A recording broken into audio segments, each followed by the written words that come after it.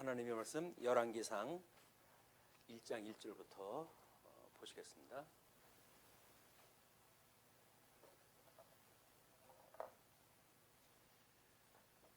다윗 왕이 나이가 많아 늙으니 이불을 덮어도 따뜻하지 아니한지라.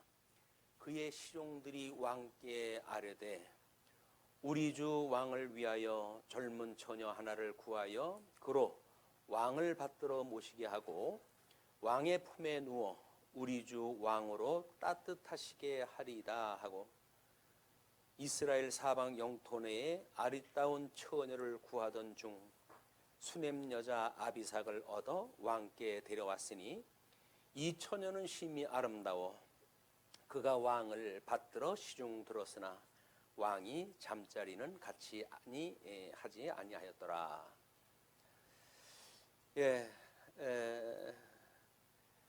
한 송이 국화꽃을 피우기 위해서 그렇게 새가 울었다고 그렇게 시인도 갖다 이야기를 하는데, 우리 사무엘 상하를 통해 가지고 다윗의 파란만장한 일생기를 확인했다 했습니다. 그 파란만장한 다윗의 40년 왕으로서의 그런 일을 갖다 행했는데, 그래서 그 40년 동안 그 사역이 끝나니까 골리앗 장군을 무기 없이 돌멩이 하나로 해가지고 제압을 시켰던 다윗 왕인데도 불구하고 나이가 드니까 이불을 덮어도 따뜻하지 아니한 이것이 인생입니다. 우리 인생이 뭐 대단한 거라고 생각이 들어서 뭐 만물의 영장이니 뭐니 시건 소리를 갖다 해가면서 온 자연을 훼손시키고 과학이라고 하는 이름으로 하나님을 자기네들 인식 세계로부터 쫓아내는 이런 무지막지한 세월을 우리가 살아가고 있는데, 하나님께서 보시면 참 웃으실 일이에요. 그래도 인간들은 기고만장합니다. 자기네들이 마치 무엇이든지 할 수 있다고 생각이 드는 거죠. 그래서 아담이 하나님과 같이 되고 싶은 마음에 선과 악을 알게 하는 과일나무 열매를 취하게 되어진 그런 그 원죄는 대를 이어가지고 끊임없이 그 자손들 앞에서 새순 돋듯이 돋아나요. 때가 되면 돋아납니다. 다윗 왕이 나이가 늙어가지고 이제는 이불을 덮어도 따뜻하지 아니한 것은 자기 스스로가 뭘 할 수가 있는 게 없어요. 체온 조사도 자기 말대로 안 되는 이런 망가진 몸으로 이제 그 늙어가는 모습을 보지만, 다윗의 일생을 통해 가지고 우리는 하나님의 크나큰 영광을 보지요. 하나님이 어떻게 영광을 드러내셨는지, 그 하나님의 영광을 모른다고 한다면 인생 무상, 인생이 이렇게 살다가 그냥 가는 거란 말이야. 인생이 이렇게 덧없는 건가? 뭐 이렇게 가지고 우리는 자괴감을 가질지 몰라요. 근데 그것도 웃기는 일입니다.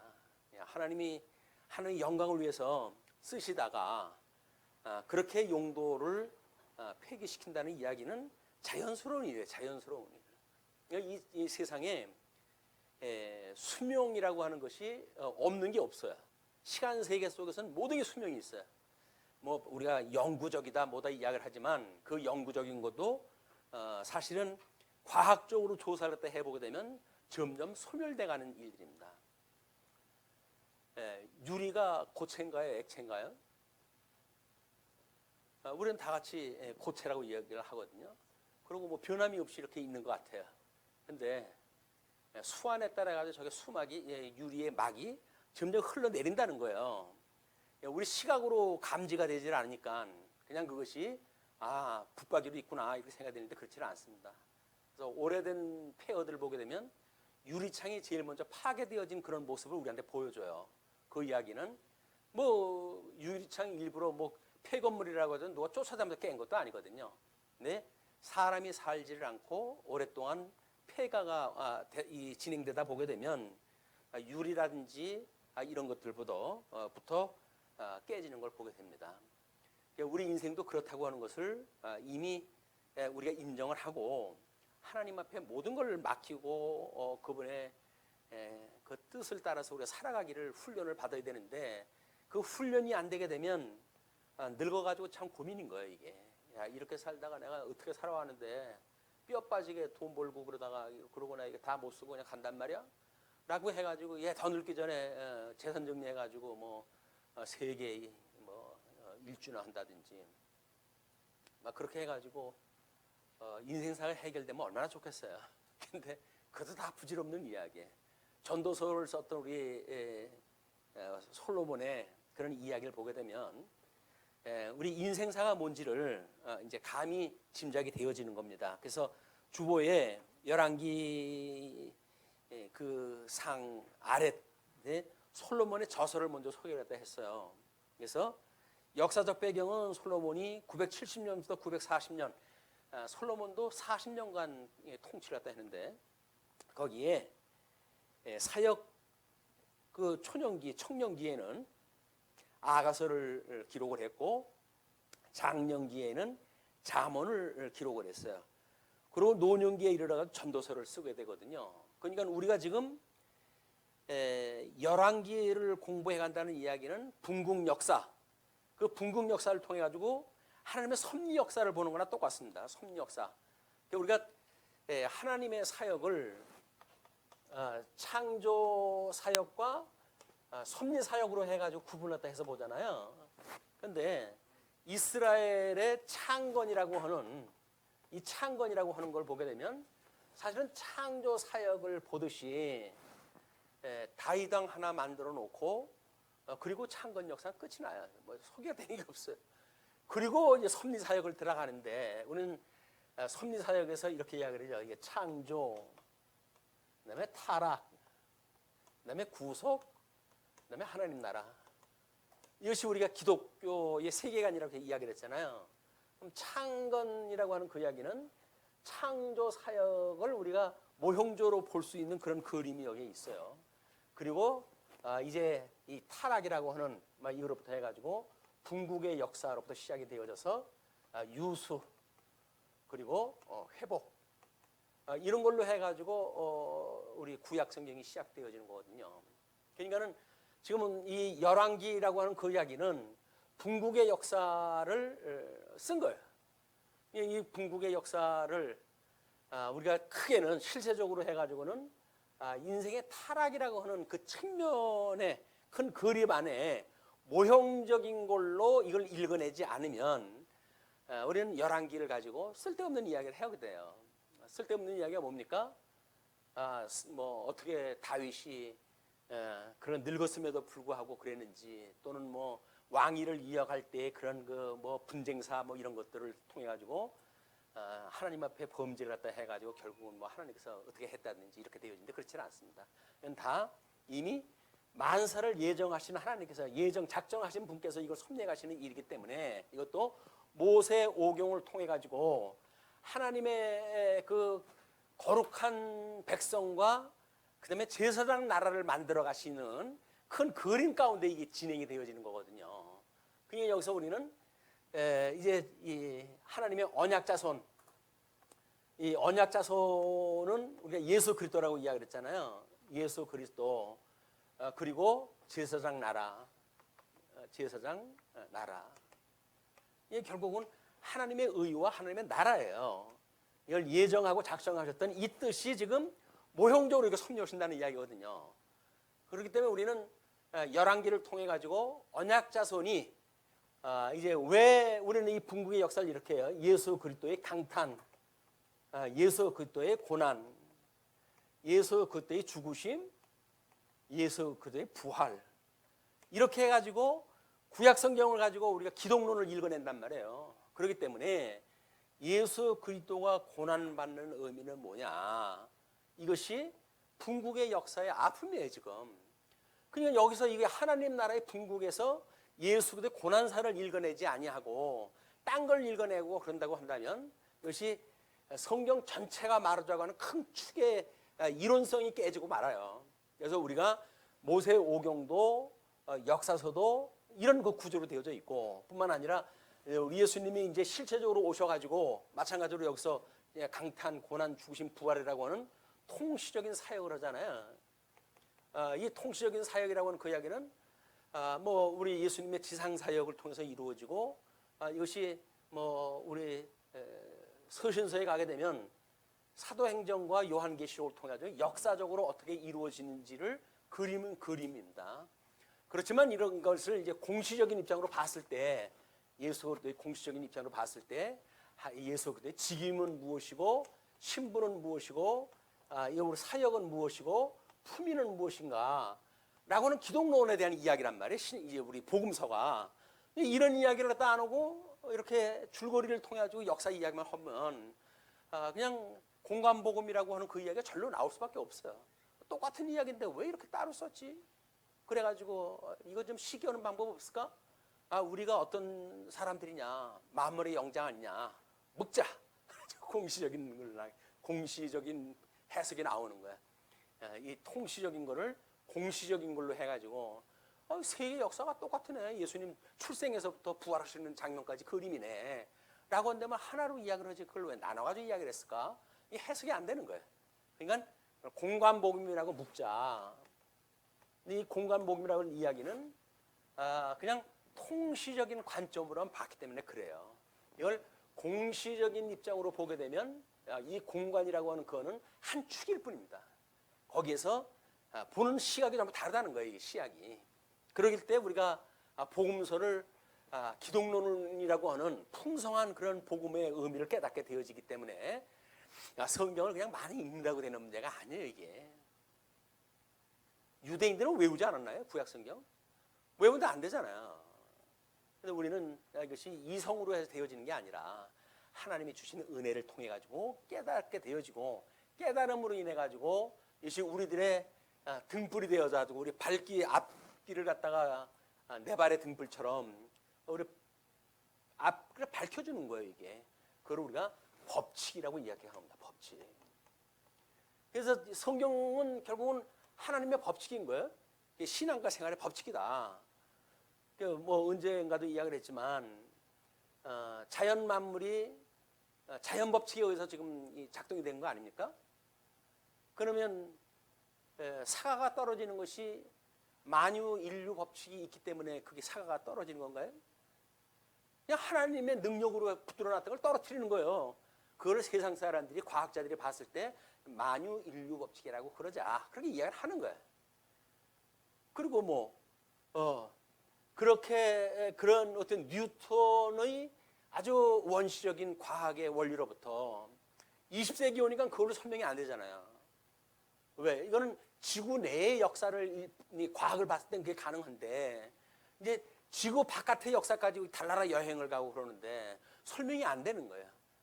그러니까 어쩔 수 없이 이건 상대성 원리라고 하는 것을 만들어내야 되는 거야.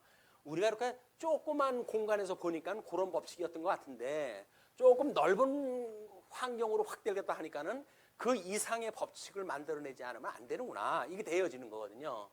우리 신앙도 마찬가지입니다. 신앙도. 어렸을 적에는 어린 신앙이 있어요. 그래가지고 그냥 뭐 하나님 앞에 뭐 울고 불고 뭐 그렇게 하면은 그냥 뭐 그게 하나님께서 그걸 어여삐 여겨주신다 뭐 이렇게 생각도 하고 그러는데 그렇지만도 않은 거거든요. 그게. 그러니까 어떻게 성인으로서의 신앙생활을 할 것인가 그 이야기는 계시 중심의 신앙생활입니다. 이 계시 중심의 신앙생활 이것이 아니고 끊임없이 기능 중심의 신앙생활 이걸 우리가 일 중심이라고 이렇게 이야기했는데 이걸로 보는 게 아니란 말이에요. 하나님께서 인간들을 만들어 놓으시고 하나님의 능력이 없어가지고 인간들한테 일 시켜가지고 무슨 뭐 앵벌이 시키는 것도 아니고 하나님 영광 드러내시겠습니까? 아닌 거거든요. 이 모든 말씀의 법칙에 의해 가지고 하나님이 모든 세상 만물을 주관하신다. 이걸 깨닫게 하시는 거예요. 그래서 택한 백성들은 그걸 깨달아 알고 믿어서 그 하나님을 경외하는 삶을 살게 하신다. 이것이 성인 되어져 있는 성도들의 삶입니다. 거기서 뭐 매주알 고주알 따지면서 그게 옳으니 그르니 요즘 조금 좀 제가 불편한 일이 있는데 메타 성경 신학에 어떤 사람이 와가지고 뭐 게재했던 것 때문에 자꾸 반론을 제기하고 그래요. 그래서 그거 위해서 한 게 아니다. 그냥 속여한 거다. 그렇게 이야기를 해가면서 이제 뭐 좀 족을 달아놨더니 족 다는 것마다 가지고 시비인 거야 이제. 무슨 기가 막히게 되는 무슨 뭐. 그래서 하나님께서 우리한테 이성을 주신 걸 보면 모르겠느냐? 다 깨닫게끔 되어져 있는 거지. 그래. 우리 아담에게 주어졌던 원형적 이성은 전부 타락이 됐습니다. 그랬더니 또 달았어요. 며칠 만에. 그래가지고 그런 목사님은 타락한 이성 가지고 어떻게 성경을 깨닫습니까? 이렇게 지루한 이야기를 계속 해야 되나요? 그래 놓고 우리 베드로서에 있는 거듭나고 그 계시를 갖다 위해서 예수부터 보내시고 했던 사건을 갖다 소개를 갖다 하고 거기에 칼빈의 5대 교리 그림까지 하는 날 덧붙여가지고 거기다 기록을 했어요. 그러니까 어떤 쪼가리 하나를 가지고 이야기를 하면 그 쪼가리가 수만 수천 가지 중에 한 가지인데 그게 전체를 관통하는 주제가 될 수가 없잖아요. 근데 그걸 가지고 시비를 거는 거예요. 그럼 이건 내 집에 또 온 손님인데 그냥 문전박대하고 그냥 퇴출시켜 버리면 돼요. 그러면 우리 방에 못 들어와요. 그런데 그것도 또 모텔로도 안 해. 그래서 살아있는 생명인데 그것도. 그러니까 그냥 뭐 그거를 나름 설명을 하는데 그렇게 고집을 부리네요. 그걸 옳습니다 하고 그냥 끝을 내야 되는가. 다른 이야기를 하면 그 이야기가 꼬리를 물고 계속될 거예요 이게 이제.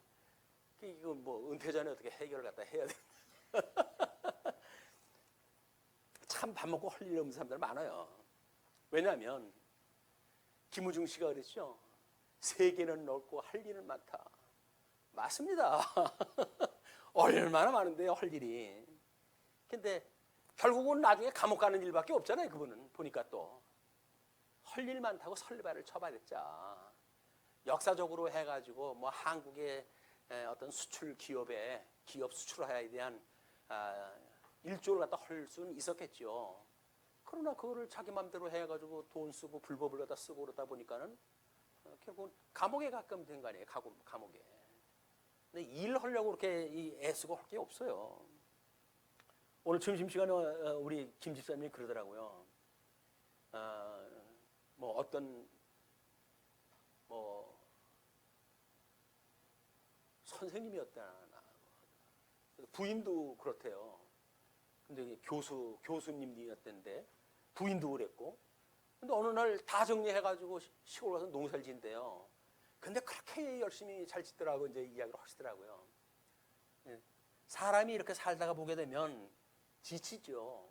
무한 경쟁 속에서 내가 왜 이러고 살아야지? 이러려고 내가 태어났나? 그럼 이게 이제 자괴감이 드는 거예요. 그래가지고 난 자유를 선언하겠다. 거기서 용기 있는 사람 다 정리해가지고 세계 영 떠나버리고, 그래도 또 뭐 딸린 식구 있어가지고 좀 조심해야 되겠다 하는 사람은 제2의 그런 직업을 만들어가 또 일을 다 하고 그러죠. 일중심이라고 하는 그 이야기는 사람 지칩니다. 이게 목적이 어디에 있냐면 하나님이 어떠한 분인가를 깨달음에 있어야 이걸 힘닿는 대로 조건 다는 대로 하면 되는 거예요. 힘이 안 다르면 못하는 거지. 어떻게 해요? 힘이 안 되는데 못하는 거지. 못하는 걸 하게 하려니까 안 되면 되게 해라 라고 해가지고 우리 속여놓으니까 되게 하라고 그러니까 이걸로도 방법이 없잖아요. 그러니까 사람들이 고민을 했다고 하는 거예요. 저 사람은 도대체 어떤 그 열정을 가지고 안 되는 일을 되게 할 수가 있었을까? 나는 왜 그게 안 될까? 그래가지고 땅을 치고 통곡으로 그래요. 우리 부모님 나를 갖다 이 모양으로 나가지고 나로 하여금 왜 이렇게 사회에 나고 잘 맞다면 안 되냐?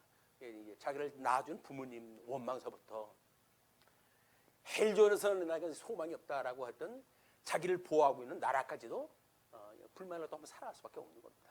근데 우리 하나님께서 그래도 내가 너하고 함께 있어. 그 이치만 깨닫게 되면 뭐가 문제가 돼요? 하나님 섬기고 사는데 무엇을 먹을까 마실까 염려하지 말고 그의 의와 나라만 구해라. 너는 뭐를 먹을 거나 입을 거나 마실 거나 이런 거 구하는 거 아니야? 라고 이야기했잖아요. 그러면 의와 나라를 구하면 될 터인데 우리는 여기에 매인단 말이에요. 여기에 매여가지고 인생살이가 괴로운 거예요. 이거를 어떻게 해결이 됩니까? 성경을 우리가 전체를 깨달아서 법칙을 깨닫게 되면 이건 하나님의 법칙 아니에요. 이건 진리 불변의 법칙에 의해 가지고 다른 사람이 온다고 바뀌질 않아요. 진리의 그냥 법칙인 거야. 그래 예수님께서 나는 곧 진리요, 길이요, 진리요, 생명이다 이렇게 말씀을 하셨잖아요. 이 길이 뭡니까? 길도요, 길도자. 이 도라는 게 도대체 뭐냐? 그걸 이야기를 무슨 뭐 우리 그 동양 사상으로 해가지고는 뭐다 이해하다 하죠. 근데 하나님의 이 뜻이 법이라는 이야기예요. 이 우리 길을 가는 이치라는 거예요.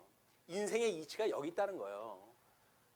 근데 이걸 통째로 우리한테 지금 알려주시는 거 아닙니까? 하나님이 성경 66권을 가지고 땡뜬 겁니다. 우리는 땡뜬 거예요. 인생으로 한번 태어나가지고 누구나 얻을 수 있는 것도 아니에요. 이게 확률적으로 봐가지고는 정말 세상 끝날 내가 믿음을 보겠느냐. 그런 사람들 중에 우리를 불러내셔가지고 그리고 우리한테 이 진리를 알게 하셨단 말이에요.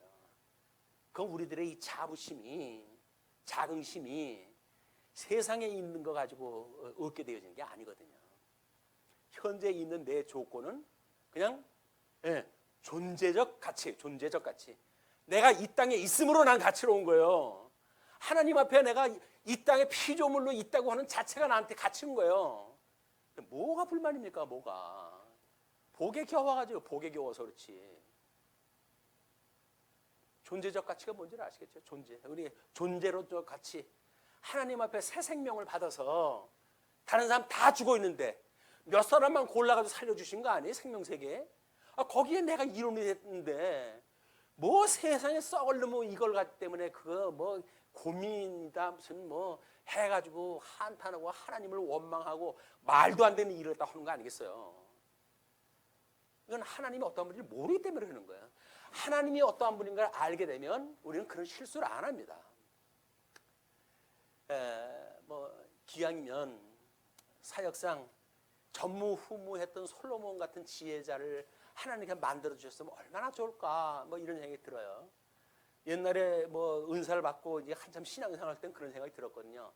그 암흑의 권사처럼 손만 얹으면 막 환자가 일어나고 그래가지고 복음을 세계 만방에 뭐 전할 수 있는 그런 사역자로 주님께서 세워주시면 얼마나 좋을까라고 하는 소망을 가졌었거든요. 그때 그 소원 드렸으면 전 망조입니다. 망조예요. 이걸로 해가지고 허구한 날 환자들 소리에다 손이나 얹고 다니다가 이게 일생을 마칠 뻔했는데 하나님께서 넌 그런 거 하는 거 아니야. 그러더니 이 말씀을 깨닫게 하셨어요. 요즘 그냥 뭐 육신이 힘들면 앉아가지고 묵상하면 돼요. 뭐 노동해가지고 묵상하는 것도 그냥 아니고 그냥 의자에 앉아가지고 뭐 묵상하다가 하나님의 피로 허기하시게 되면 깜빡 졸다가 자다가 뭐 이렇게 하다가 이거 깨닫고 사는 거예요. 깨닫고. 그러니까 하나님께서 주셨던 이 은혜가 세상 어떤 거도 이게 바꿀 수가 없는 놀라운 걸 우리에게 주셨다. 그러니까 범사에 감사라는 겁니다. 그냥 항상 기뻐하라는 거예요. 그러니까 쉬지 말고 기도하라는 거예요. 하나님께서 이러니까 이것이 진리니까 이 진리 속에서 살게 되면 항상 기뻐하라는 거예요. 기쁜 시간보다 우리는 슬픈 시간이 더 많아요. 예. 감사하는 시간보다는 불만의 시간이 더 많아요. 기도하는 시간마다 보다는 내 거 얻고자 하는 시간들이 더 많죠. 그러니까 우리는 진리를 아는 일, 신앙의 법칙을 깨달았으니까 이제는 생활의 법칙까지도 이것이 말씀의 운동력으로 작동할 수 있도록 끊임없이 익힘 공부를 다 해야 된다. 그래서 배움 공부와 익힘 공부 이걸 우리가 학습이라고 했잖아요. 학습. 하나님의 말씀을 학습한다는 이야기는 배움 공부와 익힘 공부가 세트로 되어지는 거예요. 그걸 우리가 신앙과 생활의 법칙이다 이렇게 나눠놓은 겁니다. 신앙과. 그러니까 우리들의 이런 그 신앙생활은 어떻게 보면 관념적인 것 같잖아요. 근데 그렇지는 않아요. 그냥 끊임없이 우리들의 이론적인 그런 그 공부입니다. 그렇다고 한다면 실질적인 삶에서 어떻게 이것이 적용되어지는가. 이러기 위해 가지고 다윗을 하나님께서 40년 동안 그 험악한 길을 가게 하신 거예요. 그럼 물론 예수님의 고난을 갖다 예표하는 사건이기도 했죠. 그런데 그 예수님의 고난은 너희 세상이 너희를 미워하면 나를 먼저 미워한 줄 알아. 라고 이야기하는 걸로 보아가지고 무슨 얘기예요? 예수님을 믿으면 고난을 받는다는 거예요. 성도들이 증인으로 살려고 하니까. 그거는 하나님 앞에 감사의 조건이지 그것이 불만의 조건이 아니다. 하나님의 사람으로 살아가려면 그 정도의 우리가 각오를 가지고 살아가는 거예요. 그러니까 이걸 알면서도 우리가 만약에 이걸 기쁘고 즐거움을 놓친다고 한다면 우리 손해지 뭐. 놓친 사람 손해인 거예요. 하나님과 주실 거 다 주신다고 그랬어요. 약속까지 해놨어요. 근데 믿는다고 우리는 아멘까지 했어요. 그래 놓고 돌아가가지고는 딴짓하다가 힘들면 자기 고생이지 뭐. 왜? 법칙대로 안 되니까 이게 그렇단 말이에요. 법칙대로. 자연 법칙과 마찬가지로 신앙의 법칙도 그냥 우리들이 그렇게 허기 때문에 되는 게 아니에요. 법칙이기 때문에 허게 되어지는 거예요, 우리한테. 하나님께서 예수 그리스도를 언약하시고, 그렇죠? 메시아를 언약하시고, 그리고 이분을 성취하셨단 말이에요. 이 언약대로 이루시는 것이 하나님의 법칙인 거예요. 내가 보낸 자 예수 그리스도를 믿는 것이 하나님의 일이야. 딴 일 하지 말고 그냥 그걸 믿어. 그 이야기예요. 그 믿고 살면 되는 거예요. 믿고 살면. 예수님만 믿으면 고민이 없어요. 예수님만 믿으면 걱정거리가 없어요. 예수님만 믿으면 세상 살만한 세상입니다. 근데 사단이 놔주질 않아요. 자꾸 시험에 빠지게 해요. 그러니까 주님 앞에 끊임없이 기도해야 돼요. 시험에 들게 하지 마시고. 전부 시한폭탄이에요. 사방팔방이 전부 에어싸움을 당해가지고 곳곳에 지뢰밭에 지뢰밭.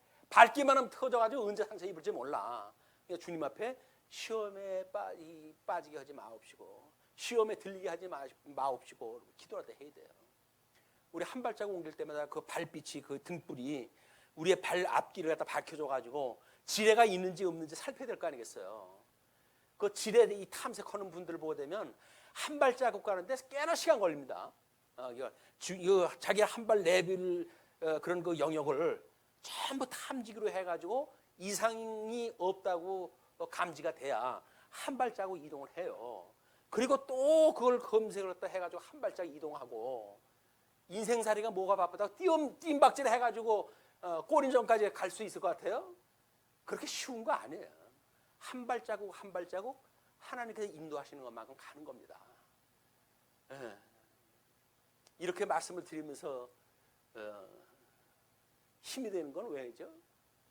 저도 촉하게 되는 거예요. 저도 그걸로 기왕 뭐 이렇게 했는데 그냥 내 살아 생전에 뭐 이래가지고 뭐 한 것이 책으로 만들어져 가지고 세방팔방으로 해가지고 이 진리가 전파되어지고 그걸 봤으면 얼마나 좋겠어요.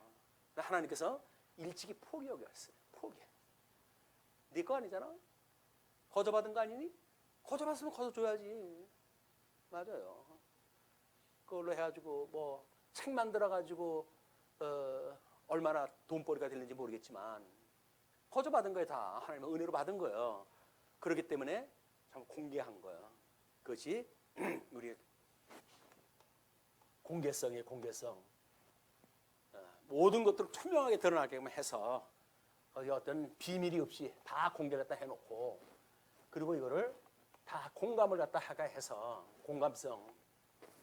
그 다음에 이거를 우리 이제 거기는 신실성, 뭐 진실성이라고 이렇게 이야기를 하는데 진정성이라고, 그 진정성이라고 하는 이야기가 DIY인 거예요. Do it yourself. 내가 스스로 만들어 가지고 이거를 누리는 것, 이건 자기가 해야지 누가 해요 이거를. 이건 깨닫는 사람이, 공감하는 사람이 자기가 깨달아서 스스로 그걸 만들어 가야지. 입에까지 떠늘어 준다고 되어질 문제가 아니라니까요. 그러니까 이거를 그 위원회가 결성이 돼가지고 만들어지고, 각자 자기가 자기 영역을 만드는 거예요. 이제 배웠고 했던 거를 어떻게 익힌 공부의 영역으로 할 것인가는 각자의 몫이에요. 그런 훈련 시간을 드린 겁니다. 내가 다 해가지고 내가 혼자 하면 되죠. 뭐 어설프게 만들어도 내가 만들었는데 창작자가 만들어서 하면 되는 거 아니겠어요. 근데 그게 아니라 공감대를 우리가 불러일으키고, 그동안 우리가 배우고 익힌 일에 함께 했던 사람들이 스스로 작품을 만들어서 참여를 갖다 하고, 이렇게 해서 기쁨을 갖다 얻고 하면은 그런 걸로 해서 뭐 작품이 얼마나 좋게 나올지 모르겠어요. 어떻게 보면 제가 혼자 하는 것보다 좋지 않을 확률이 더 높다고 저는 생각이 들기도 해요. 짐작을 하기도 해요. 그러나 이것이 각자가 만들었던 어떤 그런 작품이기 때문에 뭐 잘 나가면 잘 나간 대로 또 부족하면 부족한 대로 이것이 하나님께서 여기까지 우리한테 주신 거다라고 생각을 들고 또 신길전해가지고 다음 계획을 세우면 되겠죠. 뭔가 단번에 다 끝난 건 아니니까 끊임없이 이제 되어져 간다고 하는 진행형으로 우리가 이해를 해야 되니까 그렇게 되면 고민거리가 없어진다 생각이 들어가지고 교감 선생님마다 다 밀어버렸거든요. 저는 고민거리 없어요 이제. 왜? 교감 선생님이 알아서 오시겠지 뭐. 저는 고민거리가 없어요. 뭐 짐을 지어드린 건지는 모르겠어요. 그러나 이것이 우리들한테 스스로 우리들의 신학의 체계를 만들어가는 좋은 결실의 기회가 될 거라고 저는 믿습니다. 그런 것에 동참을 다 하게 되는 일이 뭐 실체적인 영역으로 보거나 모형적인 영역을 보거나 예수 그리스도를 통해서 이루어지는 성취의 사건을 보거나 같은 원리로 다 작동이 되어지는 거예요. 이게 이거를 우리 여기서 이제 그림을 읽어낼 수가 있는 겁니다. 자, 일단 뭐 다윗은 자기 혼자 할 수 있는 게 아무것도 없어요. 자기 스스로 체온 하나 올릴 수 있는 그런 그 기능 작동이 이미 고장이 난 상태예요. 그렇기 때문에 이스라엘 사방 영토 내에 아리따운 처녀를 구하던 중 수넴 여자 아비삭을 얻어 왕께 데려왔다라고 하는 이야기가 아가서의 역사적 배경입니다. 솔로몬이 이제 그 사건을 어떻게 해가는지 우리가 아가서를 공부하면 알 수가 있는데 뭐 해다 그저 아가서를 갈 수는 없으니까 각자가 아가서에 대한 그 그림을 한번 읽어보시면 아 그랬구나라고 하는 걸 동의하실 수가 있을 거예요. 자, 우리가 이 어떤 그 문자적 해석을 갖다 하고 역사적 해석을 갖다 해야 되는데 이 역사적 해석이라는 이야기는 개인적이거나 또는 국가적이거나 어떤 그 배경이 있을 거 아니겠어요. 이것이 성령의 감동을 받아가지고 우리 솔로몬이 아가서를 썼다고 한다면 자기네 개인의 역사를 통해 가지고 하나님의 전체의 역사를 이해했던 그림이 있을 거란 말이에요. 이 부분은 전체에 대한 부분이기 때문에 그 모순이 일어날 수가 없어요. 그렇기 때문에 지금 이스라엘 역사를 내다보고 자기가 그 아가서를 썼을 때에는 이제 청년기 때 그걸 썼으니까 왕직 초기 때 그걸 썼어요. 그렇기 때문에 좀 더 그 역동적인 그런 그 그림을 그려냈다고 보여집니다. 그래서 자기의 개인 역사, 자기가 그런 왕의 그런 직위를 입을 때까지 그런 위기의 상황들 그런 걸 하나님께서 어떻게 보호를 갖다 하셨는지 그걸 이제 우리가 여기서 읽어내야 됩니다. 그래서 했을 때 이것이 물론 거기에서 이야기하고 있는 뭐 이 지혜자니 뭐 여기 나오는 주인공들은 전부 예수 그리스도를 예표하는 인물들이거든요. 그럼 예수 그리스도가 어떻게 이 고난사를 이겨나가고 완전히 십자가에 못 박아 죽으시지만 어떻게 하나님의 은혜로 인하여서 부활까지 하는지 하나님께 도우시는 그런 그 역사를 섭렵하시는지 이걸 우리가 읽어낼 수가 있기 때문에 그렇습니다. 자, 그때에 핫깃의 아들 아도니아가 스스로 높여서 이르기를 내가 왕이 되리라 하고 자기를 위하여 번거와 기병과 호위병 50명을 준비하니 먼저 번에 드렸던 자료에 보시게 되면 다윗 왕가에 대한 계보를 갖다 쭉 소개했다 했어요. 거기에 핫깃이라고 하는 지금 솔로몬의 그 밧세바라고 하는 그 여인과 배가 다른 아들이에요. 핫깃의 아들이기 때문에 그 아들을 핫깃의 아들로 해가지고 아도니아라고 하는 그 왕자가 있었는데 그 왕자가 스스로 높여서 이르기를 내가 왕이 되리라. 뭐 족보상으로 보게 되면 서자가 뭐 따로 있는 것도 아니고 뭐 밧세바도 어차피 마찬가지 출신인데 그런 걸로 봐가지고는 서열상 내가 위 아니야? 라고 하는 생각이 있을 수도 있고 그거에 의해 가지고 이런 시도를 할 수도 있죠. 그런데 하나님께서는 이제 그 뜻을 어떻게 밝히는지 우리가 보셔야 돼요. 그래서 그는 압살롬 다음에 태어난 자요 용모가 심히 준수한 자라 압살롬만큼 다윗에게 사랑받았던 아들이 없어요. 근데 그 압살롬의 다음에 태어난 자니까 압살롬은 전사를 당했고, 그러니까는 자기가 충분히 그런 생각을 할 수가 있는 거예요. 그의 아버지가 내게 어찌하여 그리하였느냐고 하는 말로 한 번도 그를 섭섭하게 한 일이 없었더라. 그 성장했을 때 하나님, 우리 다윗이 책망이 한 적 한 번도 없어요. 너는 누굴 닮아서 그러냐? 이런 얘기를 들은 적이 없어요. 그러니까 얼마나 지혜롭게 아버지한테 순종하는 아들로 성장을 했는지 알 수가 있잖아요. 그러니까 아도니아가 수루야의 아들 요압이라고 한다면 다윗 왕을 따라 가지고 그 모든 전쟁에서 승리를 이루었던 맹장입니다. 그 요압과 제사장 아비아달과 모이하니 그들이 따르고 도우나. 3직이 다 있어야 돼요. 어차피. 그러니까 제사장직, 그다음에 선지자직, 그다음에 통치를 갖다 할 수 있는 수장, 왕직을 갖다 감당을 갖다 해야 될 장군, 이렇게 해가지고 그걸 이제 모집을 갖다 한 거예요. 3직이 지금 다 구성이 된 거죠. 일단 아도니아도 자기의 3부 요직을 다 구성을 다 했어요. 3부 요직은 나라의 조건입니다. 나라가 되려고 한다면 3부 요직이 있어야 돼. 입법부 국회의장이 있어야 되고, 행정부 뭐 국무총리든 대통령이 있어야 되고, 그리고 사법부에 대법원장이 있어야 되는 거예요. 그게 3부 요인이라고 이렇게 이야기를 합니다. 그러니까 그것이 있어야 되는데 지금 다 준비가 됐잖아요. 그들하고 모의를 갖다 했어요. 그들이 또 따라요. 그리고 도와요.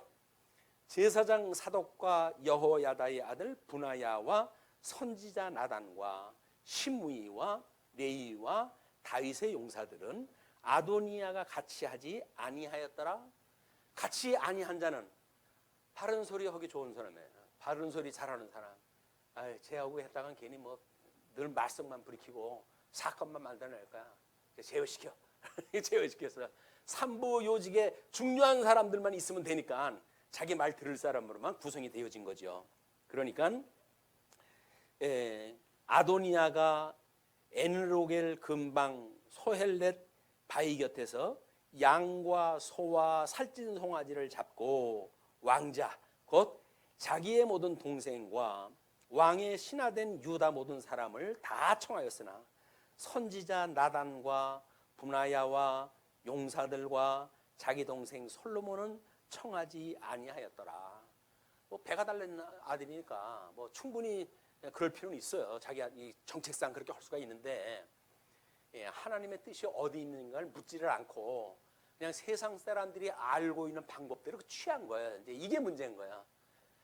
우리 이스라엘의 모든 역사 섭리를 보게 되면 어떤 거는 신적 섭리가 있고 어떤 건 법적 섭리가 있어요. 왕이 태어나갔던 건 마찬가지입니다. 지금 우리가 보여드렸던 선민의 범죄와 분열, 이것은 주보에 나와져 있잖아요. 주보에 나와져 있는 도표를 보시게 되면 법적 섭리, 그다음에 신적 섭리, 이런 나눌 수가 있는데, 법적 섭리로 하게 되면 기업에 대한 이야기예요. 이제 기업에 있는 이야기. 그다음에 신적 섭리라고 하는 이야기는 구속에 대한 이야기입니다.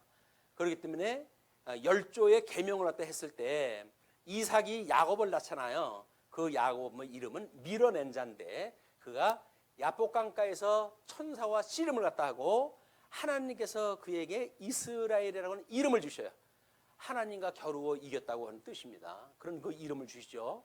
그런데 이것이 언제서부터 있었던 일이냐?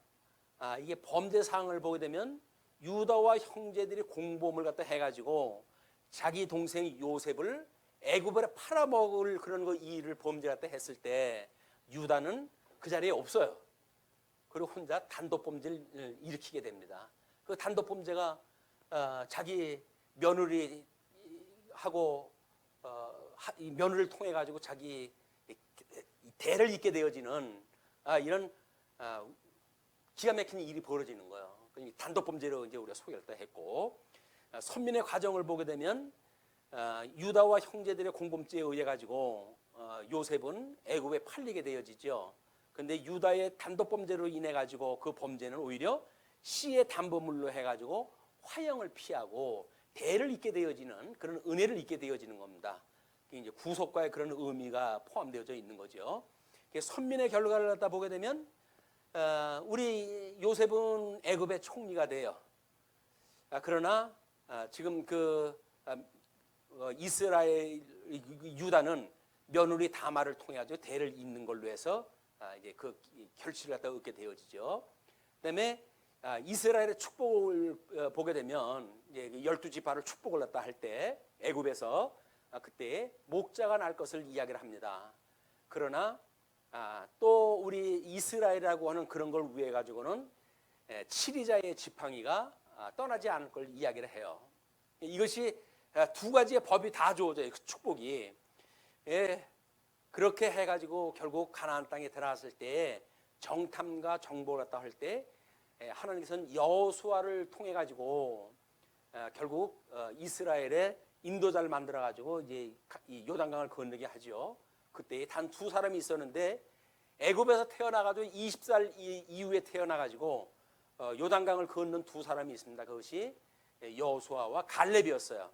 이 갈렙이라고 하는 그 사람은 지금 여호수아에서는 뭐 어떻게 보면 조력자로 등장이 되잖아요.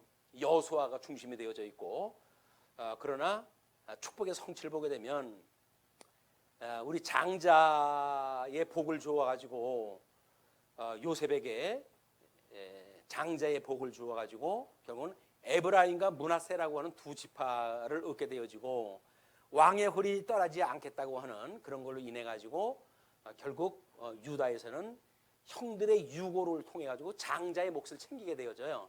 이것이 지금 우리가 이 솔로몬이 얻게 되어지는 그런 그 일이기도 합니다. 장자의 몫을 얻게 되어지는.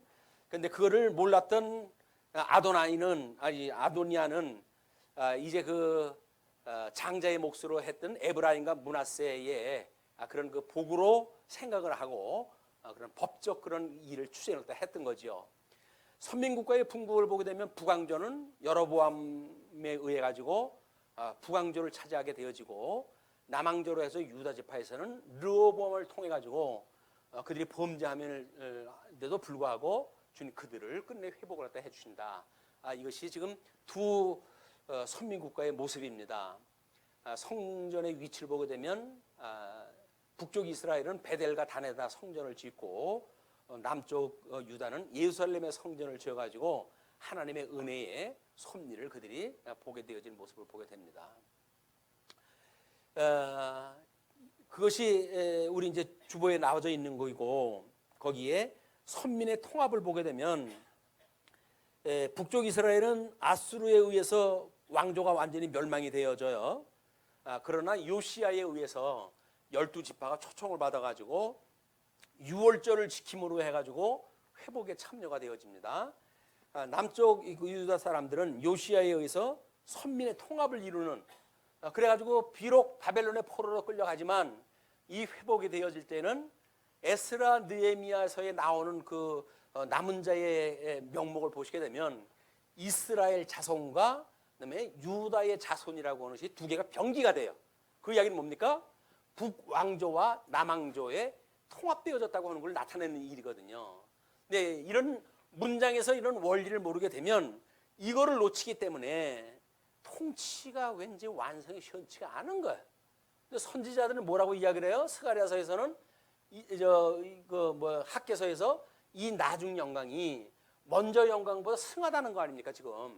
그런 그 일이기 때문에 숨어져 있는 신학적 의미를 갖다 빼낼 때는 이렇게 구조적으로 이해를 하고 그리고 성경 신학적인 이해가 없으면 이게 안 된다. 중요한 그런 해석상의 그 차이가 있습니다. 자, 이제 그렇게 하시고 이제 우리 그 11절서부터 소개되어진 걸 보시게 되면 14절까지 솔로몬 추대를 위한 나단의 계획이 소개되죠. 나단이 솔로몬의 어머니 밧사베에게 말하여 이르되 핫깃의 아들 아도니아가 왕이 되었음을 듣지 못하였나이까? 우리 주 다윗은 알지 못하시나이다. 지금 뭐 움직일 수가 없으니까 그래서 이제 내게 당신의 생명과 당신의 아들 솔로몬의 생명을 구할 계책을 말하도록 허락하소서. 당신은 다윗 왕 앞에 들어가서 아뢰기를 내 주 왕이여, 전에 왕이 여종에게 맹세하여 이르기를 내 아들 솔로몬이 반드시 나를 이어 왕이 되어 내 왕위에 앉으리라 하지 아니하셨나이까? 그런데 아도니아가 무슨 이유로 왕이 되었나이까 하소서. 이 병거가 있으니까 이 사실을 당신이 남편한테 이야기를 하십시오, 그 이야기예요. 뭐 다윗이 비록 병들어서 누워져 있어도 지금 그 부인들이 처소에 들어가기가 지금 쉽지가 않은 상태예요. 더군다나 지금 이 수냄 여자 아비삭이 근처에 늘 있고 보호를 하기 때문에 마음대로 뭐 들어갈 수가 없는 거거든요. 그런데 지금 이런 중요한 그런 이제 그 요청을 또 하는 겁니다. 당신이 거기서 왕과 말씀하실 때에 나도 뒤이어 들어가서 당신의 말씀을 확증하리이다. 내가 도울게요. 왜냐면 선지자들에 의해서 다 예언됐던 일이거든요. 예언됐던 일이고 다윗이 자기가 성전을 짓고 싶었는데도 불구하고 너는 피를 많이 흘렸기 때문에 안 돼. 내 아들 솔로몬을 통해서 내가 그걸 이룰 것이야 라고 약속을 갖다 했고, 그 약속은 선지자를 통해서 이야기를 했기 때문에 선지자들이 이미 그 이야기를 알고 있어요. 다윗이 아무리 우기려고 하더라도 소용이 없잖아요. 다윗도 알고 있고 그 선지자들 알고 있고 자기 부인한테도 이야기를 했으니까 두 명의 복수의 그런 증인이 함께 가서 이제 그 일을 다 할 거예요. 그렇게 해서 두 명이 필요한데 선지자가 그 한나의 파트너로 해가지고 밧세바를 지금 이야기를 한 겁니다. 다음에 이제 15절로 21절 보시게 되면 다윗과 밧세바의 면담이 이루어져요. 밧세바가 이에 침실에 들어가 왕에게 이르니 왕이 심히 늙었으므로 수냄 여자 아비삭이 시중 들었더라. 밧세바가 몸을 굽혀 왕께 절하니 왕의 이르되 어찌 됨이냐? 그가 왕께 대답하되 내 주여 왕이 전에 왕의 하나님 여호와를 가리켜 여종에게 맹세하기를 내 아들 솔로몬이 반드시 나를 이어 왕이 되어 내 왕위에 앉으리라 하셨거늘 이제 아도니아가 왕이 되었어도 내 주 왕은 알지 못하시나이다.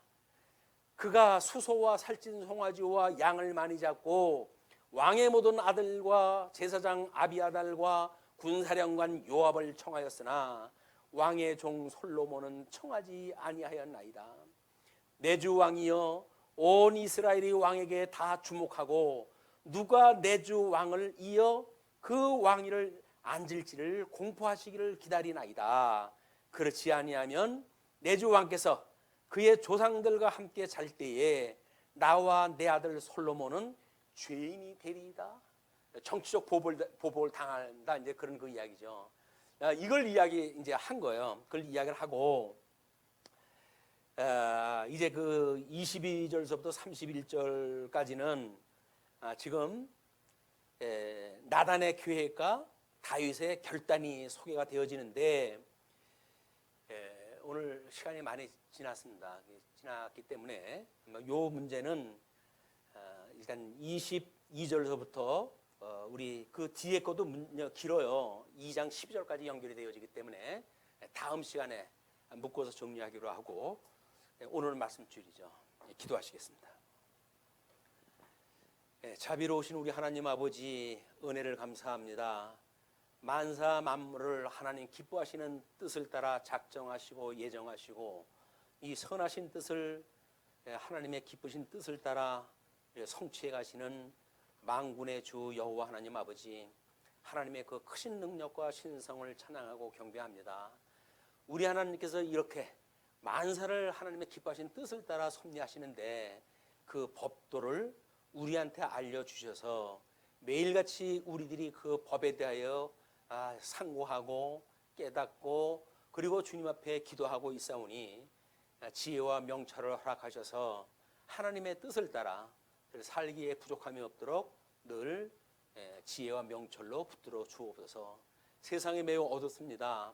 이때 우리들에게 이 보화를 심어주셨사오니 이 보화를 오고 오는 세대에 전승하고 보수하기 위하여 우리의 말씀동 서운교회 모든 구성원들 위해 성령의 충만함을 허락하시고 그들에게 뜨거운 마음을 허락하여 주셔서 우리 1년에 우리가 계획했던 일들이 하나님 기뻐하시는 뜻을 따라 성취될 수 있도록 주께서 함께하여 주옵소서. 우리들은 하나님께서 이루시는 그 때를 확인하고 그 일로 인하여 소망 중에 찬송할 수 있는 우리가 될 수 있도록 늘 함께하여 주옵소서. 이제 또 모든 일정 마치고 돌아가는 성도들 위에도 주님께서 함께하시고 흩어져 있는 한 주 동안도 은혜의 장정 아래 붙들어 주시옵기를 비오며 우리를 구원하신 우리 주 예수 그리스도의 이름으로 기도하옵나이다. 아멘.